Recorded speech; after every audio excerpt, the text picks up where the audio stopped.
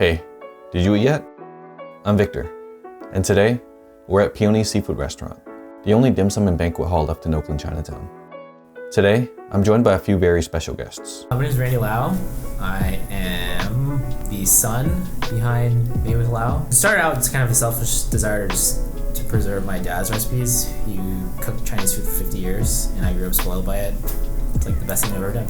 I'm Susanna, and I am also a content creator in the Cantonese Toisan cooking space. And sort of like Randy, I started it because I wanted a space to preserve these recipes and these traditions in our culture, and kind of just evolved into something where I'm like, this is my life's purpose. My name's Brandon. My parents had a restaurant growing up as well, but I always loved food. I always wanted to be a chef first, but my parents were kind of doing anything else but that. So I got into film and kind of just fell into the content, video production world, social media and stuff like that, and it's kind of what I do today. I'm Victor. I run Did You Eat Yet? Thanks for joining me today. I started this channel just to kind of capture and highlight a lot of my background as a Toisan first generation here in the Bay Area. Doing a lot of highlighting businesses in the local area. In this video specifically, we're gonna get dim sum today. Yum cha is super important across Cantonese people. Let's capture this dim sum experience. Let's talk about what it means to us. We are at Peony in Oakland Chinatown today. This is also the last dim sum banquet hall left in Oakland Chinatown. Like growing up, there was a couple others. There was like Silver Dragon, Legendary Palace. There's probably some other ones, but they're all gone now. They've been gone for a long time now, actually. I know everyone's picky about their dim sum restaurants. Everyone has their go-tos. This one's definitely like a staple in Oakland Chinatown. In this episode, we go yum cha together and have some conversations about the importance of dim sum, banquet halls, and preserving our culture. Now, let's order a dim sum and go eat. Before we get started, let's talk about where we are today. In the heart of Oakland Chinatown, Peony Seafood Restaurant stands as a cornerstone of the community. It's more than just a place to eat. It's a gathering space where traditions are kept alive, where families celebrate milestones, and where the flavors of Cantonese cuisine continue to thrive. Well, I grew up coming here a lot. I grew up in the language barrier with my parents, but coming here was like a tether to my Chinese culture. It's great that it's still like vibrant and thriving, and I actually bring my kids here a lot. I'll have them order pineapple buns like my dad used to. We'll come here and like, it's just a sentimental place because it's like, you can still see the traditions like alive, which is really heartwarming. Peony is the last remaining dim sum banquet hall in Oakland Chinatown, offering an authentic yum cha experience. At Peony, diners can enjoy classic dim sum dishes like hakao, siu mai, zhong fun, and more, all freshly crafted with the care and tradition that has defined Cantonese cuisine for generations. There's also a menu of specials with really fun items specially made here. This, of course, this plaza here is looked at as kind of like the central kind of staple of Oakland Chinatown, right? Like you go meet at the fountain. Like as kids, I went to a day camp here as a kid. That's why I was here so much. So like, yeah, we would just hang out here. Like every summer, I was just here like every day. This restaurant, Peony, like it being one of the like banquet hall type places, like I've been coming here forever, and I remember like there's a lot of weddings, New Year's, like any celebration, right? Like you come here for certain things. Beyond its dim sum service, Peony serves as a vital space for large gatherings, hosting weddings, birthdays, and Lunar New Year celebrations. The Chinese banquet hall is a place where generations come together to honor tradition, with dishes that carry deep cultural significance. Throughout my life, we've celebrated countless family events at Peony, and have always enjoyed the delicious food we've had here.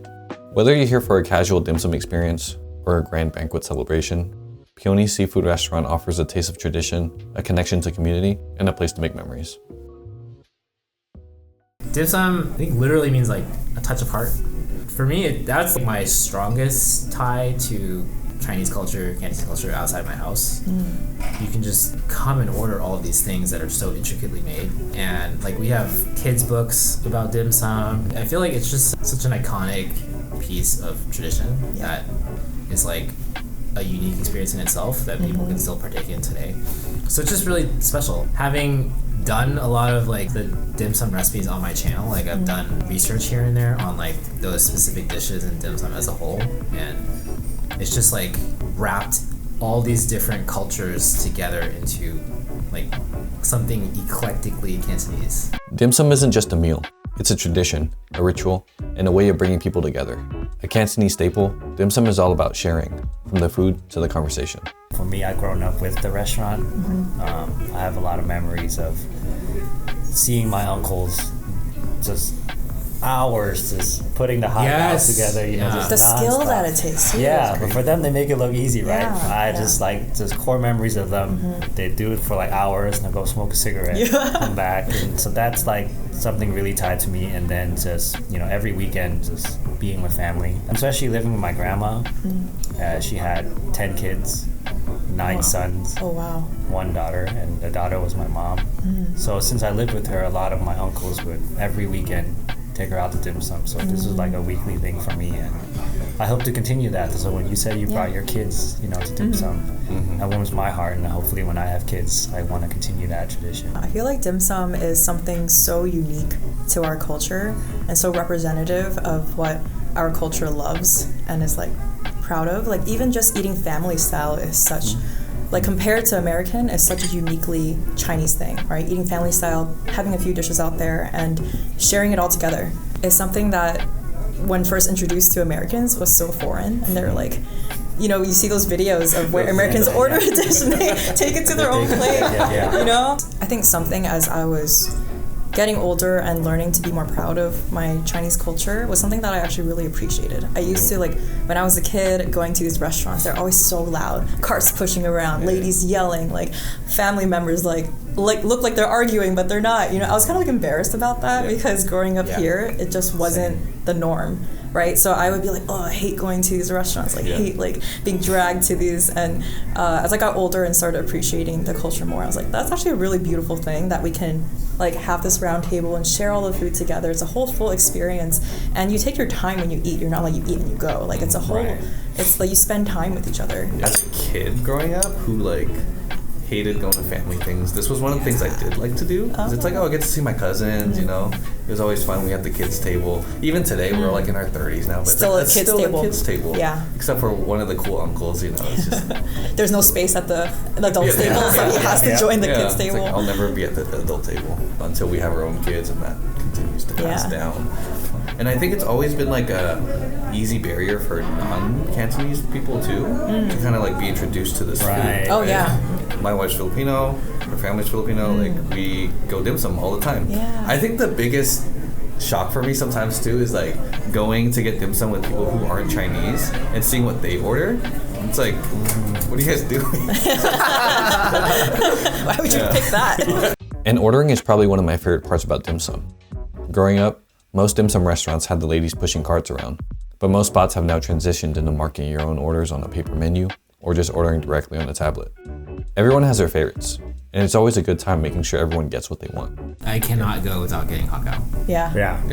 I think it's weird to go to dim sum without a hagao on the plate, so that's a ABC staple, must. sure. Every time we go out, my parents order it for me, just for me. They don't eat it. They don't really. eat it? They're Really? they're like it's okay, but they like all the other things. Okay, yeah, let's add one of Okay, I'm those. gonna add it. And siumai probably a must. Yep. Yeah. Yep. Everybody likes chicken feet. yeah. Yeah. I like the weird things like tripe. Oh yeah, tripe is good too. Your parents don't really order that too much. Really? I haven't tried. My dad loves tripe, the braised kind with the curry. Oh yeah. Yeah. Lo mai gai too. I don't know if you guys like that. Okay, cool. My wife loves the bean curd balls. Oh, these. My That's girlfriend one I loves don't. those too. Should we get these? What is that? I love those. Yeah? Yeah. Okay, let's do it. Okay. I don't really order these. Sounds right. Don't quote me on that. I think that's correct. Do you guys want anything else on here? On the steamed part? Let's go on house special. Oh, these are really special. That's really popular. They have the pig-shaped buns. My kids love those. Yeah. Frozen That ones. makes sense. Even just using an pig. iPad, it feels a bit foreign. It does. I don't know. Just No. growing up. I've never done this learning. for dim sum. Yeah, Yeah. exactly. I miss the carts. Me too, Oh, I dude. know. They don't have that here. No, not a long time. Oh, there's so much of this I have not I tried. know. Do you want to try anything? Pick one. We could also get an I'm assortment. down to try platter? I new don't know. things We today. should try something we've all never tried. Okay. Wow, abalone taro puff. That sounds Well, that's crazy. Have you guys tried this one? The daikon. It's Oh, with it's XO, lobako yeah. with stir fried with XOJO. Oh yeah. Yeah, that's really good. Oh, We should definitely get shrimp What one. is your guys' favorite? Rolls. Gotta get the I like the shrimp. I am a shrimp. I'm a Let's do shrimp. shrimp, Yeah. let's do beef. Do you guys like the donut rice? I'm okay. I'm okay. Yeah. Do you like that the one? donut one. No, You like the donut? Okay. You hate it? My sister loves I that was one. kidding. No, I don't always get it, but My parents love the beef one, and I always get the shrimp one. Yeah, I always I'm get a shrimp beef one. guy, but Do you guys like let's do tasu baos baked or anything? tasu bao. Yeah? You let's guys do like one of baked? those. Oh. There it is. It's this one. Yeah. This one. Yeah. All the inner. You said you never tried it before, right? Have you tried this before? Get it. Okay. We're going crazy today for 4 people. And the best part of dim sum is when all the food comes out and starts to fill up the lazy Susan. Each dish has its own story, from delicate hagao to the tasty siumai. Behind every bite is years of technique and tradition. The level of skill in the dim sum kitchen is incredible.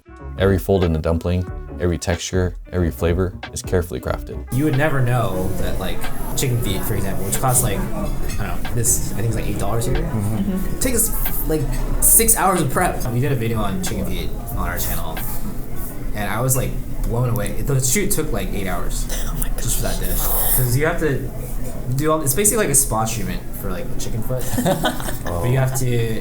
I think you have to parboil it first, and then like do a bunch of prep, like trim the nails. Yep. And then you have to fry it, and then you have to braise it in its flavor, and then you have to steam it. Steaming's optional, but like it's kind of like reheating it. Usually at dim sum places they do it for it, but that's how you get like the it's like looks like a drag. It's called feng zhao, which is like dragon's claw. Yeah. So like the ripples on the skin is what you want to get. But it takes so much work, and like I think like a lot of these dishes are just as intricate. Yep. Yeah. Like hagao is like my dad doesn't actually know how to make that because that wasn't his specialty. It's just like so much work and expertise and training goes into all these dishes, Yeah. and the fact that a restaurant can offer 100 of these items is I was supposed to say that's the wild. crazy part. I've been yeah. saying this for so long. I'm like, I need to see the back of these kitchens. Like, what happened? How do Oh, they yeah. do this? How do they have so many skilled chefs doing these very intricate dishes that take so long? There must be so much prep work. Yeah. And that's another thing that made me really proud of our culture. Is like, wow. Yeah. Like, I think when we grew up here, we thought like, oh wow, I don't know, Italian food is or French food, so technical, so, hard to do. And then you look at this and you're like, this is actually harder. This is No, way it's harder. definitely- There's so many more steps and so much technique that goes into it. So it's something that made me really proud of our food. Speaking from my experience from the kitchen, so the dim 'Cause sum you've team seen- would yeah. be twice as many people. So like Chung Fun, literally 2 people the whole shift. One person steaming the actual rice flour batter. Then you have a second person making the fillings, ready to scoop it in. So about halfway through the steaming in the rice roll, they slide it out of the steaming tray. Yeah. They put the meat and then put it in for another like maybe 10-15 seconds to cook the meat, and then they roll it up. And literally that's the whole shift, that's all they do. Beyond the food, dim sum is about connection. It's a moment to slow down, share a meal, and celebrate Cantonese culture together. It's really a place of gathering, really. Right, That's what yeah. it is, right? I think for our parents or our family, it's like the automatic thing. It's like we have to get together with the family. Like, this is where we end up at. Just the go-to, right? Yeah. It's just like what every celebration and event ends up being at. Yeah. Yeah, it's like New Year's or someone's birthday, whatever. It's like, oh, we're gonna go to whatever restaurant. Banquet halls have been at the center of Chinese celebrations for generations. Weddings, birthdays, Lunar New Year's. So many major life moments are marked by a big feast. My family has celebrated countless occasions right here at Peony. Eating food with your family, like what we're doing right now, is like really important in Cantonese culture. Like that's how we show our affection. Like growing up, my parents were very adamant on when it's dinner time, you're sitting at the table. You're not eating anywhere else. TV is off. That's so true. This is the only time we come together as a family. So when it comes to banquets, when it's a bigger celebration, my mom always told me this is a rare time to see all these people at once, and like you want to collect their blessings, is what she would say, like because you don't see them that often, especially at weddings. People are coming from outside of the country even, and it's I was always told at least it's like a respect thing. They took the time to come out here, and this is a giant dinner where my mom's always said it's once in a lifetime thing. Some of these people you might not see for a while, and Banquet Hall combines all of that culture together. I think there's also like a lot of auspiciousness that's they put on the table. My parents didn't really explain this too much growing up, but like almost every dish on a banquet table has some sort of symbolism. Yeah. It's like noodles for long life, or Right. shrimp, like haha, like you're like laughing, or like I feel like it's unique. I don't know that many other cultures that like put that much thought into like Yeah. dish selection and like what it means for your life. So true. Every dish carries meaning. Roast duck for fidelity. fish for abundance, noodles for long life, and of course, everyone has their favorite dishes. Peking duck. That's such a good Also, one. the shrimp chips. Oh, you have to get them. As a kid, I feel like those are for kids. It's not on that plate. We all just looked at Yeah. There's always jellyfish? this one, the jellyfish. Freaking love. I love this one. I love this so much. I think my parents didn't tell me it was jellyfish before. Yeah, I didn't. I thought it was like noodles or something. Yeah. And they told me it was jellyfish. I was like, ugh. I think growing up we were watching SpongeBob, so I was like, it's jellyfish. Something that stood out to me with this is like it's cold. So it's like cold meat, the whole cold meat Yeah, platter. I'm just yeah. like, this is weird. Why is it cold? But it's like so good. Yeah. my favorite. I think it's seafood, Yeah. Oh, especially see- if it's a big banquet, like Yeah. the big like sea bass Yeah. with the mayonnaise. Oh, Honey so walnut good. shrimp. Oh yes. How do you want for all the abalone stuff? You guys? Dude. care Oh, I for? love abalone. I like abalone. Long Ha Yi Min is my Oh. favorite seafood Oh dish. yeah. So good. But that's probably my favorite part of banquets is if I know the celebration, I know we're gonna get like the nice stuff, and I'm gonna eat crab, lobster, sea bass. That's so true. I feel like when you just go out for a normal Chinese dinner, you're not going to order expensive seafood, crab, Right. lobster, all that stuff. It's always banquet events that you get to Right. eat all the premium items. Yeah. The energy of a banquet hall is something special. It's loud, lively, and full of joy. Tables packed with family, dishes passed around, conversations flowing. It's an experience that connects generations. Banquet halls aren't just about the food. They're where memories are made and traditions are carried forward. When I started planning this dim sum episode, I knew I had to get some of my favorite food content creators to join me. Randy and Susanna are doing really important work to preserve our culture, and their content is allowing an entire generation to more easily connect or reconnect with their heritage. I really respect what you guys are doing, like preserving the culture and Same stuff to like you. that. Yeah, you too. Yeah. Thank you. But yeah, I guess like, why do you guys do it? Why do we do that? I think a lot of reasons. I mean, it started out selfish. I grew up with being spoiled with my dad's food, and like with a language barrier, that was like how I knew that he loved me, because I never any doubt that he was a good dad. I've always also been really into like documenting and journaling and like just creating in general. So I just wanted to, if not for, I didn't plan on posting on YouTube. I just wanted to like film him making food. When 2020 came around, I had to shut down my business, and I had a kid on the way, so it was like kind of a dire time. Like I didn't know what I was gonna do.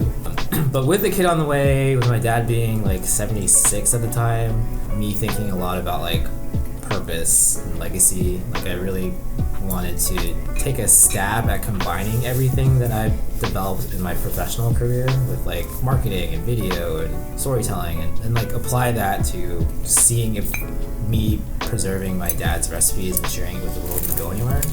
And it was also like, if it didn't go anywhere, at least I've spent that time with him. I'd be able to pass it down to my kids. And yeah, I think in the process, I realized that like a lot of people have that same desire to like, I think especially with like Cantonese speakers, like there's a lot of ABCs who kind of don't know the language. They're like yearning for like more of that connection. So I think we grew really fast because of that like latent need. But also it was like the pandemic, people are at home, missing their families, wanting to cook more. What I've realized is like I'm also kind of doing the work that some people wish they could have had with their parents, like who like if their grandma passed and they couldn't get that recipe, we're like documenting that recipe, or at least a version of it that they can replicate. I don't know, I just found a lot of purpose in doing what I'm doing, because it's just very personally fulfilling, and I also feel like a lot of people get joy out of it. Your videos inspired me to ask my dad for recipes, because growing up, I didn't really have a relationship because he was working, like I mentioned, 16 hours a day. Yeah. Yep. Most I'd see him is when he come off work and I'm about to go to sleep. But now I'm older, and then you had videos, you know, and you with your dad, it kind of made me reflect and be like, well, my dad's not getting any younger either. Yeah. And cooking was the only thing that I could talk to him about, right? His whole life was cooking. He doesn't know American culture. He barely speaks English. So that was his life. And it was, growing up is tough to like, because I love movies, you know, I love sports and whatever and all that stuff, like American culture and stuff, but I was never able to talk to my dad about that stuff. 'Cause he's just not into that. And all he did was work, cook. So, you know, your videos inspired me to be like, hey dad, like, could you just teach me how to cook some stuff? So it's like, you are definitely inspiring Agreed. a lot of people, not only future generations, I think generations that like I'm sure we're in the same generation. Yeah. So I think it's really cool what you're doing. Talking every time, like It's really you're cool. positively impacting so many people. Like, I don't Especially in know. Chinese because it's hard. Like Yeah. I could say my dad, I love you, but you can tell he's not taking it in as like he's almost like, is my son going crazy? You know, What's wrong with this? But when it comes to food, right, in Chinese culture, Yeah. cooking for somebody and doing that, you know, it helped me show that I love him, that I want to like keep his recipes and appreciate him cooking for me for so many years. Yeah. Even though in his mind it's like, I'm just doing it because, well, you have to be fed anyways. But, Yeah. so, yeah, you're definitely inspiring Thank you. a whole generation. Yeah, I think especially for ABCs Yeah. who aren't naturally just like absorbing all this stuff. Now that we're getting older, it's like, oh, we should do this. Yeah. So it's like- it's it's like a- kind of fading. Yeah. It's like It's gonna disappear afraid when. I'm afraid that's gonna fade away. Exactly. Yeah, that's why I When our mentioned your parents- point because you mentioned you did this to preserve traditions, right? So- Yeah, similar. Yeah. So my account is Smelly Lunchbox, and everyone has their own Smelly Lunchbox story. Whether you had a direct experience That's awesome. like that, it was your food, or like a different experience where you just felt othered. Right. I think everyone has had that. Every like children of immigrants has had that. Not even just Chinese people, but I've heard these stories from, people from all types of cultures. And so Smelly Lunchbox was my core negative experience as a kid. And then I think that triggered just my whole childhood of not being proud of being Chinese and just wanting to be American so bad. Yeah. Like I started learning how to cook when I was a teenager, but all I wanted to learn how to cook was like French food, Indian food, pasta, like stuff that I saw on TV. Smelly Lunchbox as my account now was a project to reclaim and reconnect with my Cantonese culture. And as an adult, I like love the food that I grew up with. I miss it. I want to preserve it because, like you said, like when our parents are passed, like I don't want those traditions and those food to pass with them. So I wanted to learn how to, I already loved cooking, right? I already loved cooking. So learning how to cook the food from my culture was so natural. I mean, why I do it, it's really the sense of purpose. And I don't think it was also 2020 for me. I feel like 2020 was such a big year for people because as terrible as it was, it caused a lot of people to pause in their life and reflect. Exactly. Yeah. So just reflecting on like, what am I doing with my life, and am I happy about that? So I was working in corporate, and I always kind of felt like there was something missing or unfulfilling, and I didn't mind my job. I did get burned out from it, but I was like, yeah, I could do this forever. I thought I could do it forever until COVID. And I started really thinking and really actually pausing and stopping the hamster wheel and seeing if there was anything else out there I wanted to do. And I wanted to preserve these recipes and just started doing that. And that was my full time, so that's just really cool. It's my purpose, I truly feel like, it sounds so cheesy. I tell people this all the time, but it feels like this is what I was meant to do with my life. Yeah, so cheesy, but so true. It's a beautiful thing when it's true. Yeah, and it happens. So. Yeah. Thank you for setting this up. And like, Of course. I've never had a dim sum experience like this. Really? But we can talk even about this without stuff. cameras, like I've never had this nice of Really? experience. Okay. I mean, no, like I think for what I'm doing, I'm not specifically just capturing like our culture, but it is important to me. I like to capture different topics that maybe I haven't seen content about before.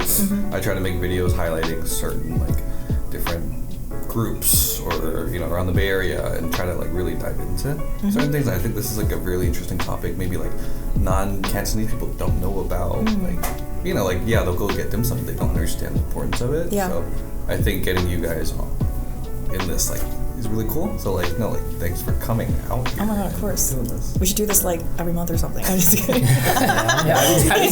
Say less. Food always tells a story, and it's up to us to keep that story going.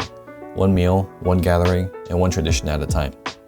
Thanks for joining us today, and hope you all enjoyed this episode with us getting dim sum together. I'll see you next time. Peace.